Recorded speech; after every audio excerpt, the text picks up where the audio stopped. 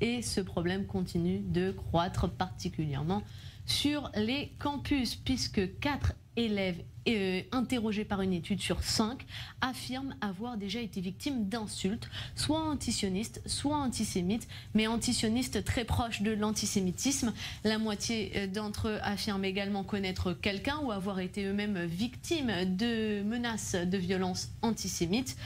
Cette étude a été menée par les anciens élèves pour l'équité au campus. C'est une association. Elle a été menée entre fin mai et mi-juin auprès de 500 étudiants.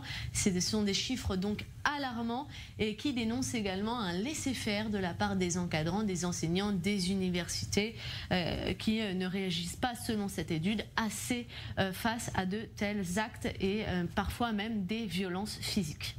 Encore plus grave, Sarah, cette enquête met en lumière des actes et remarques antisémites de la part des professeurs. Et oui, là c'est tout un florilège, alors soit des stéréotypes, soit des comparaisons déplacées entre la Shoah et d'autres choses, soit des remarques antisionistes ou des insultes même, des blagues déplacées également.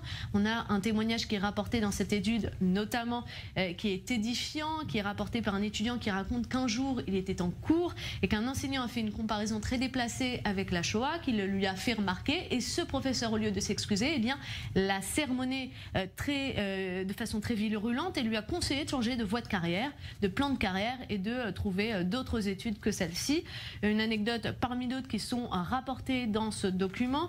Il y a de plus en plus de profs, selon cette étude, qui prennent parti et qui se permettent de faire des remarques antisionistes à la limite de l'antisémitisme. Un exemple, fin mai, quand le syndicat des enseignants des éducateurs unis de San Francisco a adopté une résolution solidaire avec les Palestiniens dans laquelle ils appelaient Joe Biden à cesser d'aider Israël et s'engager auprès du BDS et critiquer Israël, le qualifiant même de discriminatoire. Autre exemple et un scandale qui est toujours en cours, c'est celle d'une professeure qui enseigne des cours sur Israël et les Palestiniens dans une université de la Caroline du Nord et qui est aujourd'hui accusée d'avoir publié et écrit plusieurs textes sur Twitter notamment, dans lesquels eh bien, elle critiquait les Juifs et Israël en particulier également. Par exemple, une de ses phrases, c'est « sale sac sioniste ».